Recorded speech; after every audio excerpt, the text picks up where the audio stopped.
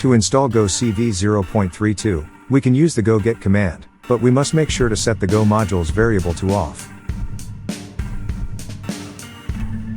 Following the Go library installation, navigate to the GoCV folder and execute the make install command.